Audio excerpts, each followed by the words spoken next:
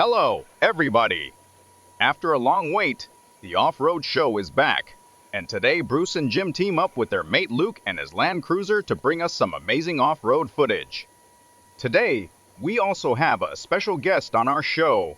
His name is Klaus Villeneuve, and he participated in the first Camel Trophy, held in Brazil in 1980. He will bring his expertise to our show, helping us understand the challenges of driving off-road. Hi, Mark. It is a pleasure to join you here on the Off-Road Show. I am a huge fan of this show and of everything you guys do to help the off-road community grow. Driving off-road has always been a big part of my life, so it is amazing to see all the coverage you guys give to this beautiful activity. We begin our show with some images of Bruce Jim and their Suzuki Jimny LJ10, the original Jimny, launched by Suzuki in 1970, which is 54 years ago. What can you tell us about this car, Klaus? Many people underestimate this car and see it like a toy-ish car, but this small four-wheel drive is an awesome machine. Because of the Japanese K-car rules, Suzuki Jimny is a very small and lightweight car, which is great for narrow off-road trails like this one. The original motor can lack power though, it has only 25 horsepower, but with some upgrades a stronger motor can be installed, making this car a good off-road machine. Here on our show we have seen Bruce and Jim do amazing things with their car, proving that you do not need to have the latest four-wheel drives to hit an off-road trail. What I can notice is that their Jimny has been lifted, which can worsen its balance. Can you tell us a bit more about center of gravity and ground clearance? It is a fine line between having good ground clearance and keeping the center of gravity low.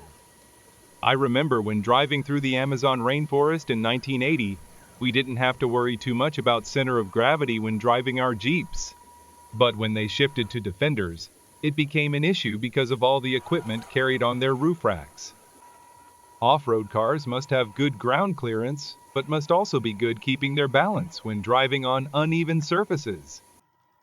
You have just mentioned it, and now we see Luke and his Land Cruiser carrying some off-road essentials on her rack. What can you tell us about this another Japanese legend? The Land Cruiser is without a doubt one of the most popular choices for off-road lovers, and I mean all of its many versions and models. This one especially is an FJ40 launched in 1960. This car can be seen in many parts of the world, and it was so well engineered, showing such reliability, that it was produced in Brazil for over 40 years.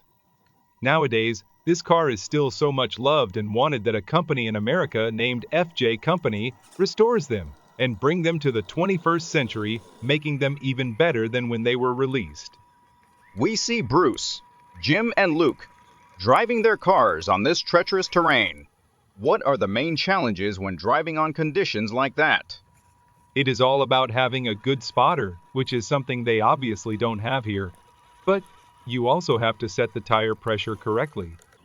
Use the right gears and be gentle on the brake. I hope you guys enjoyed having this off-road legend here as much as I did.